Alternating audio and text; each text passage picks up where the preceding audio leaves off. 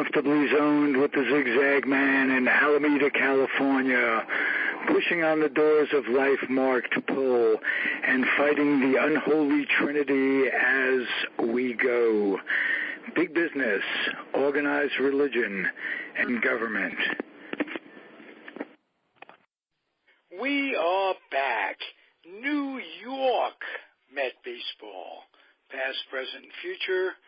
I'm Ralph Tyko with the Comfortably Zoned Radio Network, and the two co-hosts are here, Robert Cole and Marty Rose. Hey, guys, how are you? Doing well, Ralph. Good, Ralph. Good. It was quite a weekend. Let me note that it was a weekend when their starting pitching could very well have carried them to a sweep. And start with you, Marty. How do you respond to that? Well, there's no question about it. Their starting pitching in the last couple of weeks has been one of the best in both leagues, ERA-wise, like two and change. I mean, it's just obviously there is zero offense. It's terrible. I mean, nobody is hitting. All right, at least they got Fraser back, and he's producing a little bit. But I mean, nobody's getting on base. It's the worst that I recall seeing in recent times. You got to go way back. Oh, the streak of runs not being scored. What was it? 49 innings or something like that. Well, exaggerating that. Prior to the 3 runs last night, they scored 1 or 0 in every game in the homestand, I think. So. Yeah, it's not just the homestand. It's going on quite a bit. I made note off the air to Robert that he posted something that's very interesting. That he posted Seth Lugo and Todd Frazier help Mets and slide as a headline. And I think you have to give a lot of credit to Gazelman. And I was wondering last night if it crossed your mind that he might get a 3-inning save. Yeah, I thought so. No for me, because before the game, Mickey Callaway said that at most he wanted to use him 1 inning, and he wound up using him 2. So I didn't think he was going to go for 3. And after all, we have the savior, Mr. Swarzak. Yes, the erstwhile savior. The guy hit a line drive at about 80 miles an hour, and it was one of those at-your balls, and goes to third. Frazier's very slick over there, by the way. Yep. Oh, yeah. I like him defensively. I like Rosario on that side of the infield. We'll talk about the positive points after I make the point that if it wasn't for Gazelman and Lugo, I don't know where they'd be. A very pleasant surprise for both of them, and it looks like Matz is off the canvas, and DeGrom is DeGrom. What's the latest word on Syndergaard? I'll ask you, Robert. Well, as we know, as we talked about last week, we expected him to pitch yesterday, and then they discovered swelling in that finger again. So, they put that off for a little bit, and I'm not sure. I don't know if Marty's heard anything further, but I haven't heard anything as far as when they expect him back. Did they DL him retroactively? Oh, yeah, he's been DL'd. I mean, he never came off DL. He never came off. He's already eligible to come off. It's just a matter of when. Yeah. But they didn't take him off prior to Sunday's game. No, they were going to wait until the last minute. And that's too bad. But Lugo comes up big, and that's what a good team does when they're down. They have guys come up in big situations. Arguably, this year, definitely the most needed win of the season up till now. Oh, would you guys agree? Absolutely. Okay. I was very, very relieved. And it wasn't something like you knew in the first inning, and this is a blowout. Sunday night, we had a weekend of frustrations, and all of us were looking for reasons for it not to go. In other words, because we're getting so shell-bombed with good pitching and no hitting whatsoever to back it up. And we thought that, I did at least, I wasn't thinking good thoughts until that final out, and that it happened to be a good ball game too. Good defensively. Rosario is looking really nice, as I started to say before. He's coming into his own. Reyes had a nice at-bat last night, a very nice at-bat. As Robert said, he did blow a double play. But that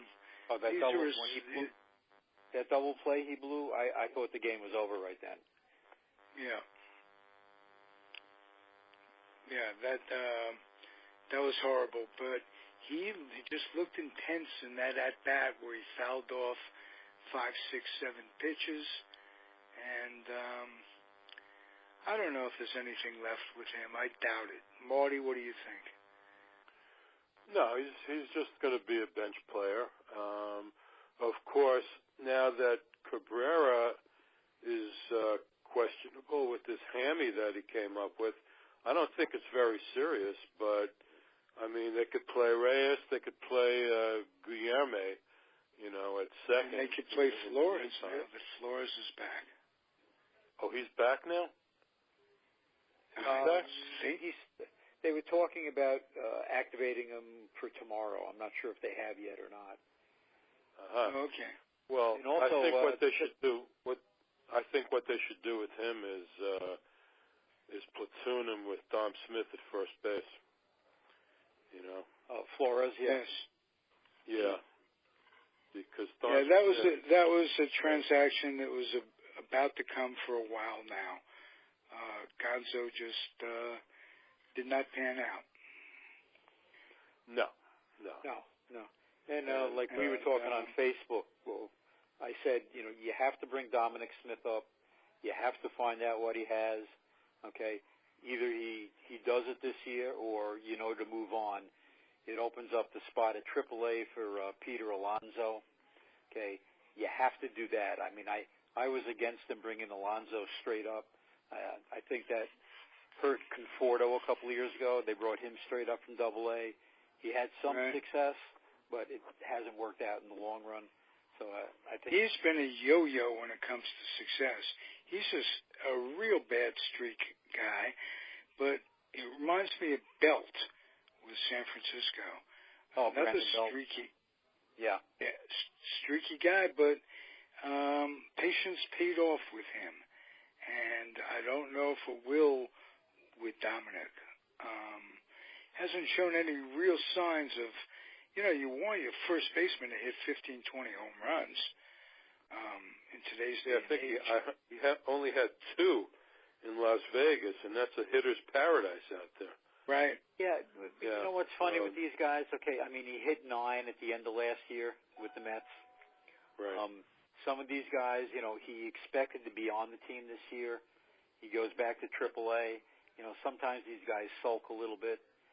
Then you bring him back up, and all of a sudden the light bulb comes on. And he knows. I mean, either he does it when he's up there now, or, he's done as far as being a prospect. So. But you'd like to see him push the envelope a little to get back up, and I think it's a sign of weakness in the organization that they don't really have a choice. They've got to bring him up 2 home runs or not. Well, it doesn't make me feel good. Like I said, Ralph, sometimes, when you come up that second time, all of a sudden, you feel like you got a lease on life. So I'd like to see him play every day for at least 2, 3, 4 weeks and see what he can do. Right. They got to give him that all the Yes. time in the farm system. And number 1 prospect, this, that, and the other thing. Actually, never number 1. Rosario was number 1. There's a guy panning out. But do you remember all the shortstops they had? Like, we're looking for a little help utility-wise in the infield. They just brought up, was re-signed Kelly, and he's played second base. Yes. So that may be an insight to what's going on. But Cecchini and a few of the others just came up right behind Rosario, and they haven't panned out at all. They're, like Marty says, 4A players who just do well at AAA and don't do well when they bring them up. Yeah. So, yep. But what was it, P.J. Kelly or some T.J. Kelly? Tyko. I think that's the guy they got from the Braves. Went back and forth to the Braves once or twice. Or it may be a different guy entirely. That's possible. I'm doing the best I can. But you're not thinking of Kelly Johnson, are you? I could be, yeah. That's very possible. I have no control over these thoughts. They come, they go. You know how many, we're talking about 55 years of 60 probably of knowing what was going on in baseball. The mind is incredible, encyclopedic. You can name a year and a team, and the 3 of us, we could probably end 59 Cubs, probably give the whole lineup as an example. And the mind is really an incredible thing. But there are some glitches, some synapses that don't always connect. And I'm living with it, and that's the way it goes. No, I see some of these old names. Some of these old names that come up on Facebook all of a sudden it's somebody's birthday. I swear I have zero recollection of some of these people. Zero. Oh, really? Well, you've had a real life, Marty, so you've had things to think about that were real. It isn't all baseball with you, you know. So, yeah. I want you guys to, because I'm trying to keep this one positive, I want to talk about why it is the starting pitching has been so good of late, and do you expect it to continue? And I meant to ask, how long is Syndergaard expected to be out? So you could take that question and run with it. Start with you, Robert Cole. Well, in reality, this is exactly what everybody expected with the pitching staff. I mean, this is what they were supposed to be doing. And there were some glitches, some hiccups, but, DeGrom has been steady all along. You have Matz is now coming along. I think his last 3 or 4 starts have all been good. Wheeler's had 2 good starts in his last couple. As far as Syndergaard, as we were saying before, we're not sure when he's going to come back now. He was supposed to come back yesterday. They said he had some swelling in that finger, so it's hard to say when he's going to be back. Okay, they didn't give a timetable or anything. Not that I've heard, no. No. Okay. But it's a relatively minor injury, though. I mean, the main thing is that the whole staff is relatively healthy, and this is what Robert said. This is what people have been saying for years. If they can all be healthy, they could have a hell of a staff. Now, bullpen not included, of course. But now, if Gesellman gets himself into the setup role and Familia comes back strong as the closer role, you might have something here. And you have this guy who's Robert refers to as the savior. I can't yet pronounce his name. Swarzak. Swarzak. Okay. Yeah, don't forget we have the savior and the gas man. I mean, what more do you need? Yeah, he's still there. Yes, Robles has to have some pictures of Alderson's family in compromising positions. Either that or of Sandy himself. Well, I wasn't going to imply any of that, but okay.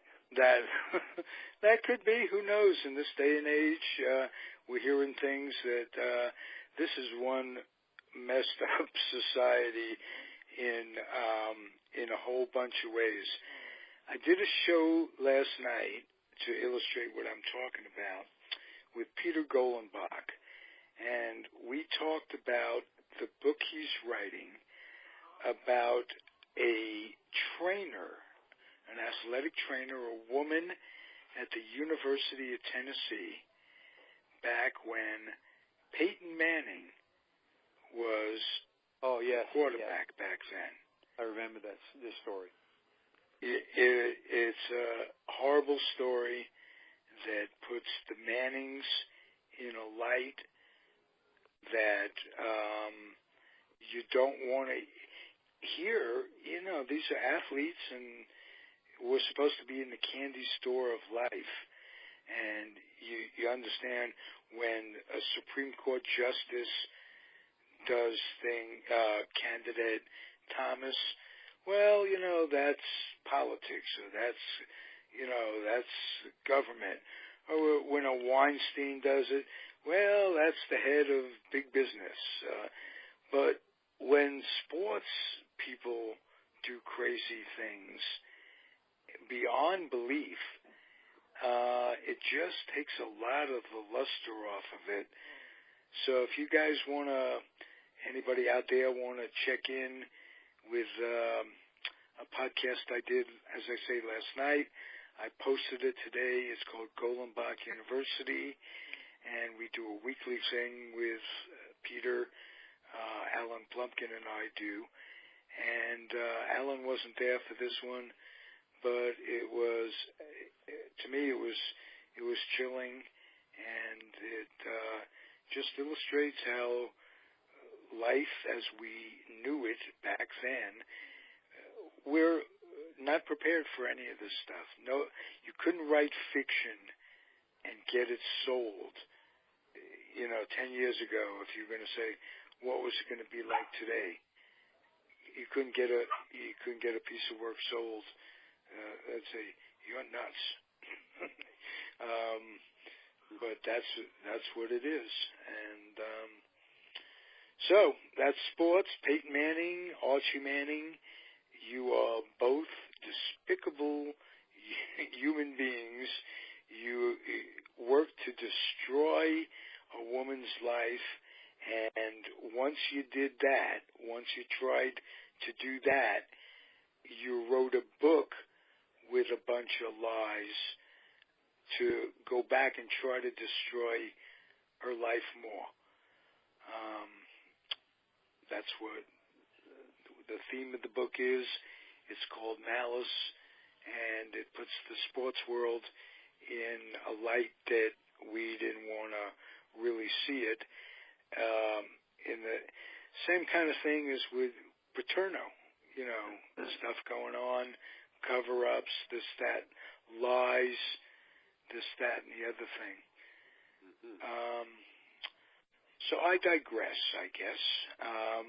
Marty, talk about Vargas, how he's coming along, and the positive, how he rounds out the pitching staff as we hoped he would when Alderson got him.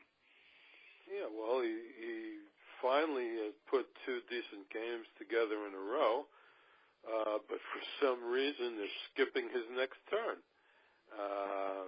You saw him warming up in the ninth inning, I think, last night. Yeah, last night, yes. So, yeah, I assume that he could have come into the game if it got tied up or whatever. But, yeah, his turn would have been to pitch in Atlanta, but they're going with Wheeler and DeGrom in the two games tomorrow and Wednesday. So, why they're skipping his turn, I don't know. Maybe he warmed up too much, because they do have guys hurt in the bullpen. So, right. But, he did finally put a couple of good games together. But yeah, I'm excited about that. I mean, he could be the sixth man out now, with the way Lugo looked last night. He could fight his way back into the rotation. So, yeah, and by so doing, give him a little help in the back of the bullpen, too. Well, I have a feeling that, Blevins has been struggling against lefties. And they were getting Vargas ready last night to face Gregorius. I mentioned it last night, and Marty said that, Gregorius had a very good record against Blevins, I think, right? Right, Marty? Right, I think 3 out of 7 or something. Yeah, like that. Yeah. So they were obviously getting Vargas ready to face Gregorius if they got that far. And I'm kind of thinking that maybe they're going to try to use him as a lefty out of the bullpen because, well, other than Blevins, they have nobody else. And not only do they have no one else, but Blevins has been struggling most of the year. Correct. Yeah. So I wouldn't be surprised if they left Lugo in the rotation and started using Vargas as the lefty out of the bullpen. Good call. Good call. I'm worried about that hammy. Marty mentioned, well, it's only a hammy and it's light. Hammies linger, especially on the Mets. And I'll use Cespedes as a great example. This guy we're talking a month now? You're going to be talking another month because I sent him back to Port St. Lucie to start the process all over again. And what that means is he works with the trainers, they stretch him back out, they try to get him feeling well, and then they put him back into rehab games. You're probably talking at least another month. I mean, I wouldn't be surprised if we don't see him till after the All-Star game. Yes, which means that Conforto and Bruce damn well better come up big. Something that was encouraging last night, Ralph, I'm sure Marty saw it, was Jay Bruce hit a ball, that almost took Severino's head off. And the fact that Nimmo was running and Gregorius slid over to second base, and he caught that ball. You remember that, Marty? Bag, yeah. Yeah. But, I mean, I don't think I've seen a ball hit that hard in a very long time. Especially off Bruce's bat, is that what you're saying? Yeah. He could be coming around. Yeah, so that was encouraging. Now, something I said on Facebook last night, and Marty disagreed with me, was that I was thinking that maybe the Mets would sign Hanley Ramirez because he's a right-handed bat. He has power. If Cespedes isn't going to be back for at least another month, 6 weeks, you need to get another right-handed power bat in that lineup. Well, if they had a DH, they might do it. But you know what? Oh, he can. He can play first. I know he can, but they're just not going to sign another old guy. I think they're getting a lot of heat. Well, how much of a chance do you take? I don't think they lost much on Gonzo. No, but I mean, they just brought the kid up to play. I mean. Yeah. At this point, yes. Yeah. And Robert says, we got to know once and for all if this guy's going to do it. Some guys never seize the moment, and some guys do. And let's hope he does. A lot of time and good thoughts in that guy. Thinking, well, he's coming this far, that's far. Can't wait till he gets here. got here was a bust. Let's see what happens. Yeah. Well, I don't think you'd say he's a bust. I mean, his batting average was just below 200, but he did show some power. He hit 9 home runs, and that was encouraging. So, well, it's not just the Mets. It's not just the way you say it. Well, it's like his batting average was below 200. Yeah. I mean, Sanchez is hitting like 190-something. A real low batting average in today's day and age of elevate the ball, exit velocity, this, that, and the other thing. Yep. They could live with 190.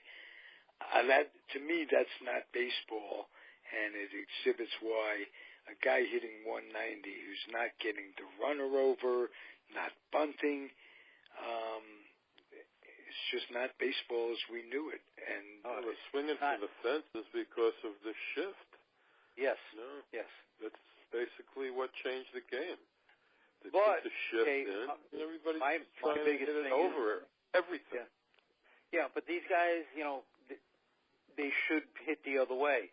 But, the 13-year-old, pimply faced kids that run baseball now with the statistics, they say, no, don't hit the ball the other way. Don't bunt for the base hit. Keep trying to hit the long ball. Keep trying to hit the long ball. And that's the way it is. I mean, if you bunted a few times, they'd have to start getting over there, playing you honestly. There's certain times when you come up in a close game and there's nobody on base, okay, and they're giving you the whole, side of the field, bunt it down there. Get on base. I mean, that's what it was all about. But that's not the game of baseball. But to these statistic guys getting on base, just if it's just first base, I mean, it's not as obviously not anywhere near as important as a home run. But statistically, as Marty says, they want you to go for the homer. Yep. And that's taking a lot out of it. That's one thing. And you also see a lot of screw-ups with the shift. A lot just guys making plays that mishaps that they wouldn't make because they're not used to the angle. They're not used to catching a ground ball on the outfield grass, for instance. All kinds of things that are messing up. But I think it'll go back to form. I think eventually, as an example, I might have used this last week, when the Cubs won 2 years ago, they did hardly any shifting. Or this may be vice versa. And when Houston won last year, they did a lot of shifting. It was I think least in baseball 1 year and the most in baseball the next. So both, you can't be wrong totally, and you can't be right totally with this. So there's going to be some sort of leveling off. Yeah, actually, you had that reverse, Ralph, because Joe Madden is the architect of shifts. Okay, I did have it reversed. Yeah. I'm sorry. Actually, he's the guy that started shifting on everybody. So. Right, and obviously, if that be the case, then Houston didn't do much shifting at all. Yeah, I don't recall doing a whole lot. Yeah. So, who knows? And the big nagging question is, will they come to the conclusion that bulking up, either legally or illegally, puts too much pressure on tendons and ligaments that you can't get them stronger? There's no exercise for that. And I think that's what's causing all these injuries. I agree with you. I agree with you. Well, with Cespedes, it's his body shape too, Well, Cespedes. He's 5'10", and he's wide, like a bus, Yeah. Cespedes worked out like a power lifter, and that's the problem. He was so focused on, strengthening his bottom, of his body. And now his legs, his hips, everything, just start going on him. Yeah, and what I'm wondering is the program they're having him on now in Port St. Lucie, didn't they have him on something in the off season with the new trainers and the new programs? Yeah, they had him doing yoga. They had him doing stretching exercises, things that he had never done before. But it takes a while to change those muscles, from tighten them up to all of a sudden now trying to get them more elastic. And right. I mean, you remember when Reyes first came up, all the hamstring problems he had. I mean, he got hampered his first couple of years drastically, and then they kept working with him, trying to get him stretched out and stuff, and he finally became a fairly limber player. But Cespedes has been. Speaking of Reyes, Marty wrote something the other day about Reyes and Wright. And while you have a little bit, if not a lot, of bitterness along the way as to what those guys contributed, Marty, would you paraphrase what you were talking about? Well, when they were in those pennant races 10 years ago with the Phillies, every time they came up, they did nothing, and the Mets lost down the stretch to the Phillies. All they had to do was win one game out of 7 or something ridiculous. These guys, I remember that. These guys did nothing. I mean, if you want to look at a whole career, fine, they had nice careers, but when the pressure was on and they had to come up big in the situation that they could have won in, neither one of them did squat, and that's what gets me about the two of them. So, yeah, they accumulated numbers, but no pennants. Yeah, they couldn't keep both guys. They couldn't, and couldn't is very subjective. Wilpon didn't come up with the money to keep both of them. Do you think they made the right decision as to who not to sign, Robert? Yes, but I thought they made the right decision, but it became a very controversial thing. You brought into it, David Wright was the great white ball player. Jose Reyes was a Latin ball player. Okay, when it came down to which one of them were they going to sign, they decided on Wright, and that brought a lot of political heat, a lot of controversy. As things turned out, for the first couple of years, Reyes grabbed his money and ran and didn't do a whole lot after that. Wright still had a couple of good years until he got hurt.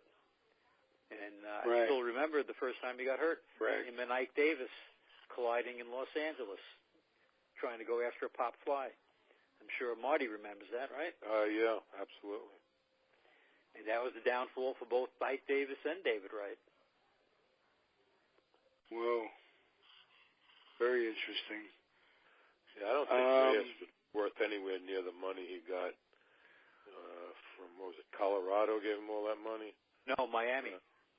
Was it Miami? That was the Marlins. That was when Loria was throwing all that money around because they opened up the new ballpark. Oh, right. He started signing all those guys, and then halfway through the year, they traded everybody. Yeah. A guy that can't hit in the clutch can't be worth that kind of money. I'm sorry. Yeah. As fans, we ought to be damn grateful we're Met fans and not Miami fans. The poor people have gone through hell. They built them up to a championship team and then dismantled them right away. Twice? I think they did. Twice, yeah, I was going to say. I think they did it twice. Yep. So, not that it's easy being a Met fan. No. This was a good show. I like the way you guys put it succinctly and really analyzed things. And I think we all expressed our relief of just winning yesterday. That's the only thing I can tell you. It was not bad. Okay, but now so we will be back, same time, same bat station next week. And I want to thank you guys. You're steady and incredibly informative. Thanks, Ralph. We enjoy it. Oh, yes. All right. Sure. That's the main thing that you do. Thank you again for listening out there. And it's New York Met baseball, past, present, and future, comfortably zoned radio network. I'm Ralph Tyko, the weak link of it all. Adios, everybody. Good night. Good night.